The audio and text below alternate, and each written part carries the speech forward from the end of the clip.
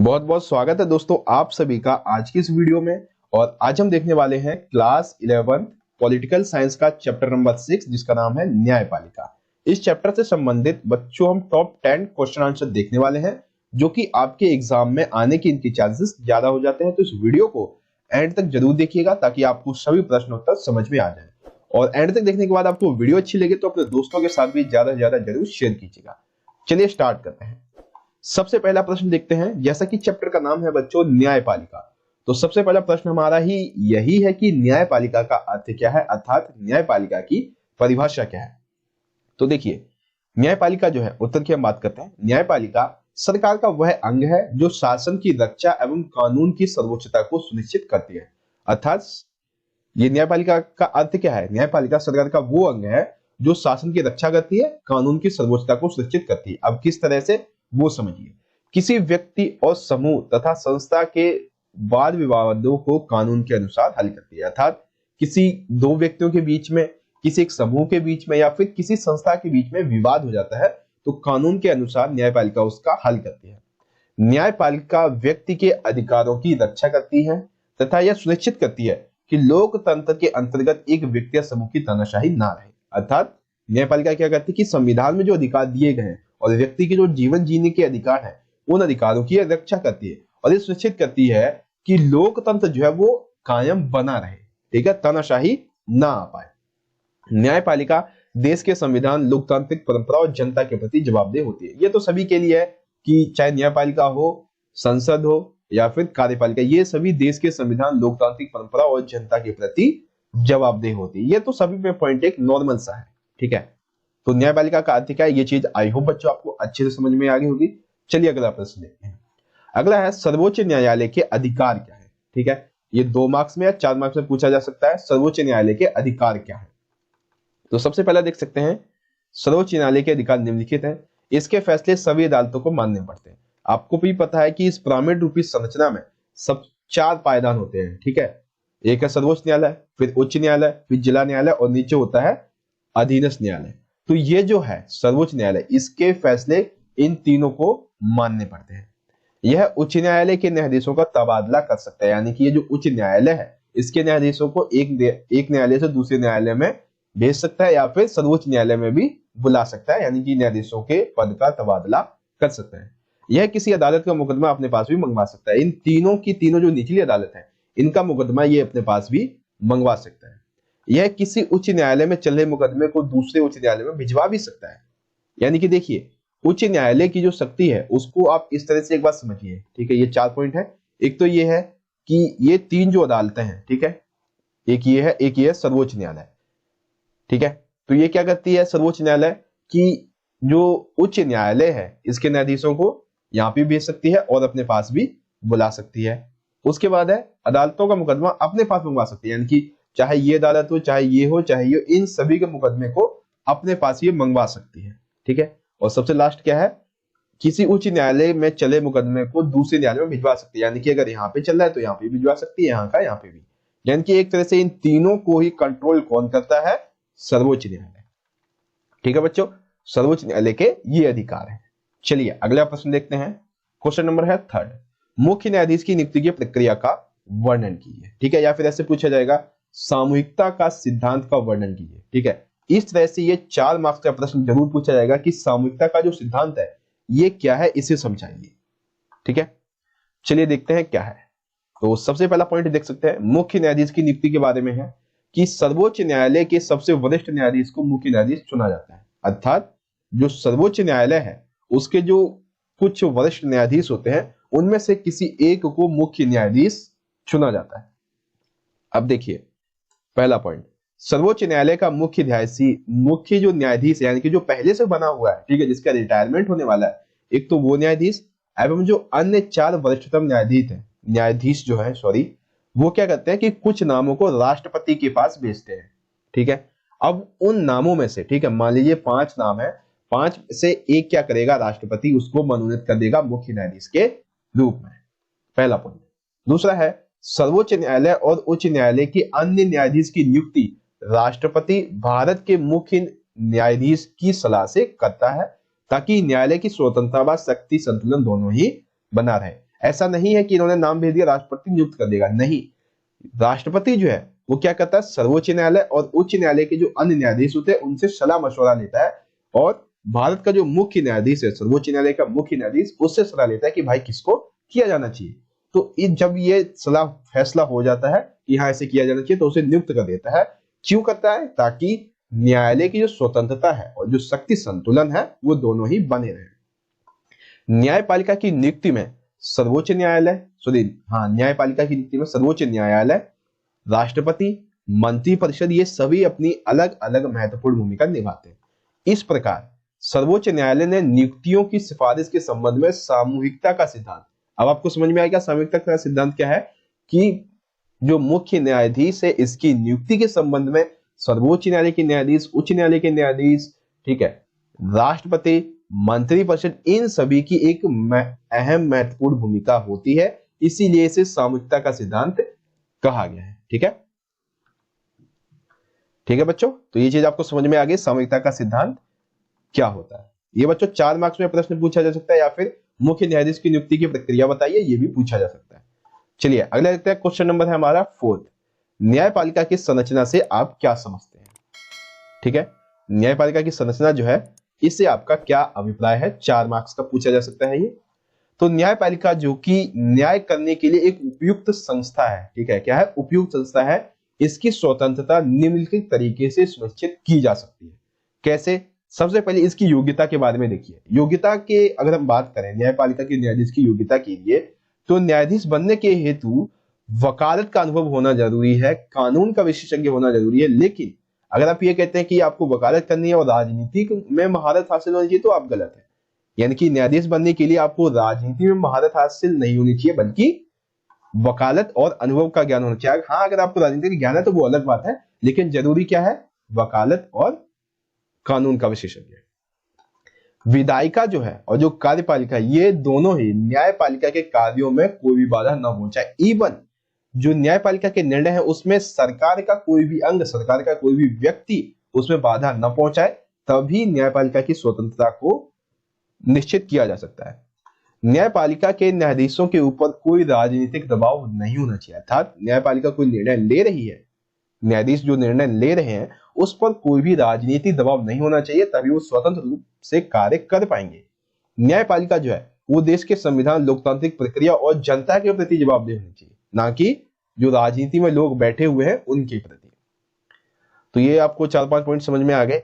एक last point है और ये बहुत जरूरी पॉइंट है कि सरकार किसी भी अंग का कोई भी व्यक्ति, यानी कि सरकार का अंग का कोई व्यक्ति या फिर सरकारी पद पर आसीन कोई भी व्यक्ति न्यायालय की अवमानना का दोषी पाया जाता है, अर्थात न्यायालय के अंतर्गत कार्य नहीं करता है, मतलब जो कार्य दिया गया है उसे उसके अंतर्गत नहीं करता है, जो कि गलत है, तो न्यायपालिका उसे दंडित कर सकती है, चाहे वो कार्यपालिका का सदस्य हो चाहे वो विधायिका का सदस्य हो। तो न्यायपालिका को उसे दंडित करने की शक्ति है, यानी कि न्यायपालिका उसे दंडित कर सकती है। तो न्यायपालिका की स्वतंत्रता से आप क्या समझते हैं? आई होप आपको ये 4 मार्क्स में प्रश्न अगर लिखना है, उत्तर लिखना है, तो आप इस तरह से ये सभी लिख सकते हैं। चलिए अगला प्रश्न देखते हैं बच्चों, क्वेश्चन नंबर है 5 में पूछा गया है न्यायपालिका के द्वारा कितने प्रकार के रिट जारी किए गए हैं एवं बंदी प्रतीक्षित रिट क्या होता है। ठीक है, ये 6 मार्क्स में भी पूछा जा सकता है, 4 में भी और 2 में भी। अभी हम 2 में देख रहे हैं, अगली वीडियो में हम इसे 6 मार्क्स के बारे में देखेंगे। तो न्यायपालिका के द्वारा कई प्रकार के रिट जारी किए जाते हैं, जैसे बंदी प्रतीक्षीकरण, फरमादेश, प्रतिषेध, उत्प्रेक्षण एवं अधिकार परीक्षा। बंदी प्रतीक्षीकरण रिट की बात करें तो बंदी प्रतीक्षीकरण रिट जो होता है, इसके द्वारा किसी भी गिरफ्तार व्यक्ति को न्यायालय के सामने प्रस्तुत किए जाने का आदेश जारी किया जाता है। अर्थात जो न्यायपालिका है वो क्या करती है कि भाई इस रिट के द्वारा वो कहती है कि आपने जिस भी व्यक्ति को गिरफ्तार किया है उसे न्यायालय के सामने प्रस्तुत कीजिए। यदि गिरफ्तारी का तरीका सही है, कारण सही है, तो क्या करेंगे कि उसको सजा दी जाएगी। अगर गैर कानूनी है या असंतोषजनक है तो क्या करेगा, न्यायालय व्यक्ति को छोड़ने का आदेश दे देता है। तो ये होता है बंदी प्रतीक्षीकरण रिट। तो न्यायपालिका के द्वारा कितने प्रकार के रिट जारी किए जाते हैं? कुल जो है 1 2 3 4 5 प्रकार के रिट जारी किए जाते हैं। ठीक है, चलिए अगला देखते हैं, क्वेश्चन नंबर है 6, न्यायिक पुनरावलोकन एवं रिट में क्या अंतर है। ठीक है, न्यायिक पुनरावलोकन तथा रिट जो है इसमें क्या अंतर है। लेकिन न्यायिक पुनरावलोकन को समझने से पहले आपको एक अलग प्रश्न भी पूछा जा सकता है कि न्यायिक पुनरावलोकन का वर्णन कीजिए। ठीक है, ये भी अलग से 4 मार्क्स में पूछा जा सकता है कि न्यायिक पुनरावलोकन होता क्या है। तो न्यायपालिका के द्वारा अपने द्वारा दिए गए निर्णय की पुनः जांच करना, अर्थात जो न्यायपालिका है वो क्या करती है कि उसने जो निर्णय लिया है उसकी वह पुनः जांच कर सकती है इस न्यायिक पुनरावलोकन के द्वारा। ठीक है, तो निर्णय की पुनः जांच करना। सर्वोच्च न्यायालय किसी भी कानून की संवैधानिक जांच कर सकता है। यदि संविधान के प्रावधानों के विपरीत हो तो उसे गैर संवैधानिक घोषित भी कर सकता है। अर्थात यदि कोई कानून बनाया गया है अगर वो संवैधानिक नहीं है तो उसको क्या करेगी, गैर संवैधानिक घोषित करके खत्म भी कर सकती है, उस पर रोक लगा सकती है। मूल अधिकारों के विपरीत होने पर सर्वोच्च न्यायालय किसी भी कानून को निरस्त कर सकता है। अर्थात इस न्यायिक पुनरावलोकन के अंतर्गत यदि कोई भी कानून मूल अधिकारों के विपरीत है तो सर्वोच्च न्यायालय क्या कर सकता है, कानून को निरस्त कर सकता है। अब जैसे कि जेल के अंदर पुलिसों के द्वारा कैदियों की आंख फोड़ देना, ये गलत है, ये अमानवीय व्यवहार है। पत्थर की खदानों में काम करने की अमानवीय दशा, लोगों की, व्यक्तियों की, बच्चों का यौन शोषण किया जाना, ये कुछ जो मतलब कि मूल अधिकारों के अंतर्गत नहीं आते हैं, यानी कि ऐसा उनके साथ नहीं होना चाहिए। तो उसको रोकने के लिए क्या करती है, ऐसे कानून बना देती है कि भाई ये जो कर रहा है व्यक्ति, जो मालिक है, उसको ये ना करने दिया जाए। तो उसने जो कानून बना रखे उसे निरस्त कर देगी और अपने नए कानून ये लागू कर देगी। संघीय संबंधी केंद्र यानी कि राज्य, संघीय संबंधी केंद्र एवं राज्य के मामले में सर्वोच्च न्यायालय न्यायिक पुनरावलोकन की शक्ति का प्रयोग कर सकता है। अर्थात सर्वोच्च न्यायालय जो है वो अपनी शक्ति के द्वारा केंद्र और राज्य संबंध में जो उसकी शक्तियां हैं उसका वो विश्लेषण देने के लिए कि किसकी शक्ति क्या है, अगर कभी विवाद भी हो जाता है तो क्या करता है कि उसके वर्णन कर देता है। ठीक है, यानी कि उसका विश्लेषण कर देता है। तो ये न्यायिक पुनरावलोकन के द्वारा किया जाता है। न्यायपालिका विधायिका के द्वारा पारित कानूनों की और संवैधानिक व्याख्या करती है। अर्थात जो न्यायपालिका है वो क्या करती है, इस न्यायिक पुनरावलोकन के द्वारा जो कानून होते हैं विधायिका के द्वारा पारित किए जाते हैं उनकी एवं जो संविधान है उसकी व्याख्या करती है, ताकि ये संविधान की पूर्ण रूप से रक्षा कर सके। ठीक है, तो न्यायिक पुनरावलोकन का अर्थ क्या हो जाता है, निर्णय की पुनः जांच करना। ठीक है, किसी भी संविधान को किसी भी कानून को असंवैधानिक घोषित कर सकती है अगर वो गैर कानूनी है। मूल अधिकारों के विपरीत होने पर सभी कानूनों को निरस्त कर दिया जा सकता है। न्यायपालिका क्या करती है, न्यायिक पुनरावलोकन की शक्ति का उपयोग करके केंद्र और राज्य की शक्तियों का विश्लेषण करती है। अगर विवाद हो जाता है तो उसे हल करती है। न्यायपालिका जो है विधायिका के द्वारा पारित कानूनों को एवं संविधान की व्याख्या करती है ताकि संविधान की रक्षा कर सके। तो कहीं ना कहीं न्यायिक पुनरावलोकन जो है वो न्यायपालिका को संविधान की रक्षा करने का एक महत्वपूर्ण अधिकार देती है। ठीक है बच्चों, तो न्यायिक पुनरावलोकन क्या है, आई होप समझ गए होंगे।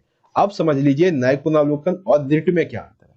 तो आपको पता है कि न्यायपालिका विधायिका द्वारा पारित कानूनों की और संविधान की व्याख्या करती है, ये होता है न्यायिक पुनरावलोकन के द्वारा। रिट क्या होते हैं, मौलिक अधिकारों की रक्षा के लिए सर्वोच्च न्यायालय व उच्च न्यायालय जो आदेश जारी करते हैं उन्हें हम रिट कहते हैं। रिट क्या है, मौलिक अधिकारों की यदि उल्लंघन हो रहा है तो उनकी रक्षा के लिए सर्वोच्च न्यायालय या फिर उच्च न्यायालय ये जो आदेश जारी करते हैं उन आदेशों को हम रिट कहते हैं। आई होप आप समझ गए होंगे न्यायिक पुनरावलोकन क्या है। इसमें आप ये भी लिख सकते हैं कि न्यायपालिका के द्वारा जो निर्णय दिए जाते हैं उनकी पुनः जांच करना ही न्यायिक पुनरावलोकन कहलाता है। चलिए अगला क्वेश्चन नंबर है 8, न्यायिक सक्रियता का नकारात्मक पहलू क्या है। जो न्यायिक सक्रियता होती है इसका नकारात्मक पहलू क्या है, हमें यह समझाना है। तो भारत में जो न्यायिक सक्रियता है इसका मुख्य साधन होता है जनहित याचिका या फिर सामाजिक व्यवहार याचिका। याचिका क्या होती है ये आपको पता होगा कि यदि किसी व्यक्ति के अधिकार का उल्लंघन हो रहा है, उसे न्याय पाना है, तो व्यक्ति के द्वारा जो एक अपील जारी की जाती है उसी अपील को याचिका कहते हैं, जनहित याचिका कहते हैं। ठीक है, देखिए न्यायिक सक्रियता के नकारात्मक पहलू, सबसे पहला न्यायपालिका का कार्यभार अतिरिक्त बढ़ गया। आपको पता है कि जनहित याचिका के दौरान अगर हम बात करें तो तकरीबन 1980 से 1990 के दशक में ये जो न्यायिक सक्रियता थी ये बहुत बड़े पैमाने पर जारी मतलब कि अपील जो थी, न्यायिक सक्रियता जो थी, याचिकाएं जो थी वो जारी की जाने लगी। तो क्या होने लगा कि जो कार्यभार था न्यायपालिका का वो अतिरिक्त बढ़ने लगा और वो अपना काम स्वतंत्रता पूर्वक नहीं कर पा रही थी। पहला पॉइंट। दूसरा है कि न्यायिक सक्रियता से विधायिका, कार्यपालिका और न्यायपालिका इनके कार्यों के बीच अंतर करना मुश्किल हो गया। यानी कि जैसे जैसे ये जो जनहित याचिकाएं थी बढ़ती चली जा रही थी, वैसे वैसे न्यायिक सक्रियता की वजह से विधायिका का क्या कार्य है, कार्यपालिका का क्या कार्य है, न्यायपालिका का क्या कार्य है, इनके बीच अंतर करना मुश्किल हो गया। कैसे अंतर करना मुश्किल हो गया, ये देखिए, जैसे कि उदाहरण है, वायु और ध्वनि प्रदूषण दूर करना, भ्रष्टाचार की जांच व चुनाव सुधार इत्यादि, ये किसके काम है, या तो विधायिका के हैं या तो कार्यपालिका के हैं। लेकिन ये काम कौन कर रहा था, न्यायपालिका भी कर रही थी। तो ऐसे में हम कह सकते हैं कि न्यायिक सक्रियता की वजह से विधायिका, कार्यपालिका और न्यायपालिका के बीच अंतर करना, उनके जो कार्य है उनको अंतर करना काफी मुश्किल हो गया। एक सिद्धांत होता है कि एक दूसरे की शक्तियों और क्षेत्र अधिकारों का सम्मान करने का सिद्धांत, यह संविधान में दिया गया कि सरकार, संविधान की 3 संस्थाएं हैं, कार्यपालिका, विधायिका और न्यायपालिका, ये तीनों ही एक दूसरे की शक्तियों और क्षेत्र अधिकार का सम्मान करेंगे। लेकिन जब इनमें अंतर करना ही मुश्किल हो गया न्यायिक सक्रियता की वजह से, तो फिर ये सम्मान करना तो भूल ही जाओ आप। जब अंतर ही नहीं है तो सम्मान कहां से आएगा। तो न्यायिक सक्रियता की वजह से सरकार का प्रत्येक अंग एक दूसरे की शक्तियों का ना ही तो सम्मान कर पा रहा था, ना ही तो क्षेत्र अधिकार को पहचान पा रहा था। तो जो सिद्धांत था वो बाधित हो गया था।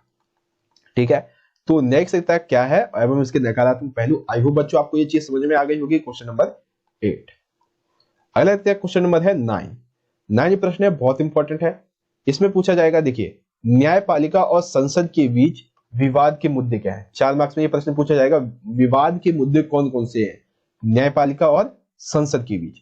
सबसे पहला मुद्दा है निजी संपत्ति के अधिकार का दायरा क्या होगा। अर्थात संसद कहती है कि भाई जो निजी संपत्ति है इसके अधिकार का दायरा क्या होगा। तो इन दोनों में इसी बात को लेकर विवाद है। दूसरा है मौलिक अधिकारों को सीमित, प्रतिबंधित और समाप्त करने की संसद की शक्ति का क्या दायरा है। अर्थात न्यायपालिका कहती है कि आप मौलिक अधिकारों में किसी भी तरीके से कुछ भी उसमें संशोधन नहीं कर सकते। तो संसद कहती है कि भाई हम मौलिक अधिकारों को सीमित नहीं कर सकते, प्रतिबंधित नहीं कर सकते, समाप्त नहीं कर सकते। तो मौलिक अधिकारों के संबंध में हमारी कोई शक्ति तो होगी, उसे बताइए। तो इसको लेकर भी क्या है, विवाद है दोनों के बीच में। संसद के द्वारा संविधान संशोधन करने की शक्ति का क्या दायरा है। न्यायपालिका कहती है आप इतना नहीं कर सकते हैं और संसद कहती है हम कर सकते हैं। तो इस चीज को लेकर भी दोनों के बीच में क्या है, विवाद है। उसके बाद है, क्या संसद नीति निर्देशक तत्वों को लागू करने के लिए ऐसे कानून बना सकती है जो मौलिक अधिकारों को प्रतिबंधित करें। यानी कि संसद जो है ये कहती है कि भाई हम ऐसे कानून क्या बना सकते हैं कि जो मौलिक अधिकार है उसको प्रतिबंधित करें। न्यायपालिका कहती है कि नहीं, वो कहते हैं हम बना सकते हैं क्योंकि संविधान में हम संशोधन कर सकते हैं। तो इन सभी चीजों को लेकर, इन चारों चीजों को लेकर इन दोनों के बीच में क्या है, विवाद फैले। निजी संपत्ति, मौलिक अधिकार, संविधान संशोधन और नीति निर्देशक तत्व। अब हम बात कर लेते हैं संपत्ति के अधिकार के बारे में, दोनों के क्या विचार है। ठीक है, तो संसद क्या कहती है, संसद कहती है कि संपत्ति रखने के अधिकार पर कुछ प्रतिबंध वो लगाना चाहती थी जिससे भूमि सुधारों को लागू किया जा सके। ठीक है, न्यायपालिका कहती है कि संसद, आपको पता है कि संपत्ति का अधिकार पहले मौलिक अधिकार था लेकिन अभी नहीं है। तो उस समय न्यायपालिका का ये वक्तव्य था कि संसद मौलिक अधिकारों के संशोधन के द्वारा भी इसे सीमित नहीं कर सकती है। तो न्यायपालिका ने क्या किया, उसे मौलिक अधिकार से निकालकर कहां ला दिया, उसे कानूनी अधिकार में। मुझे अनुच्छेद याद नहीं है, जहां तक है 370 के आसपास है, मुझे याद नहीं है, 370 से 80 के बीच में है कोई अनुच्छेद, उसमें इस संपत्ति के अधिकार को ले गए थे। अगर आपको याद है तो बच्चों कमेंट में बताइएगा कि संपत्ति के अधिकार को किस अनुच्छेद में शामिल किया गया है। ठीक है, मौलिक अधिकार से उसे निकाल दिया गया था।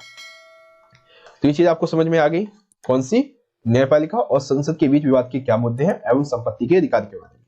सबसे आखिरी प्रश्न है बच्चों आज का हमारा, केशवानंद भारती मामले में सर्वोच्च न्यायालय के निर्णय का वर्णन कीजिए। ठीक है, केशवानंद भारती मामले में जो कि 1973 में हुआ था, इसके मामले में सर्वोच्च न्यायालय के जो निर्णय थे इसके बारे में हमें समझाना है।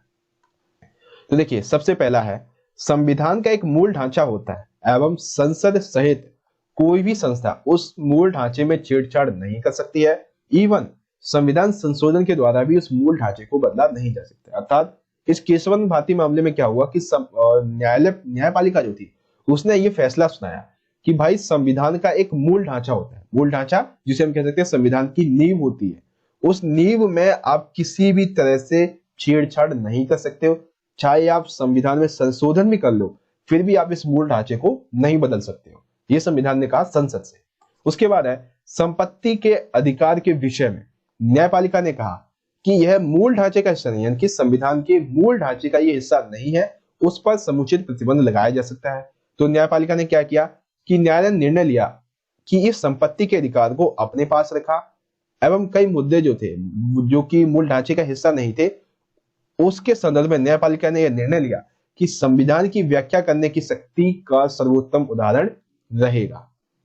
अर्थात देखिए, मूल ढांचे में संसद बदलाव नहीं कर सकती है, तो इसके संदर्भ में न्यायपालिका ने यह कहा कि जो संपत्ति का अधिकार था उसे अपने पास रख लिया कि ये संपत्ति का जो अधिकार है उसे हम क्या करते हैं कि कानूनी अधिकार में ले जाते हैं। 1979 में उसे कानून के अधिकार में उसे ले गए। ठीक है, इस क्वेश्चन को दोबारा समझिए। न्यायपालिका कहती है कि संविधान के मूल ढांचे में आप संशोधन नहीं कर सकते हो। ठीक है, चाहे आप कितना भी कोई भी संशोधन कर लो संविधान में, आप उसमें छेड़छाड़ नहीं कर सकते हो।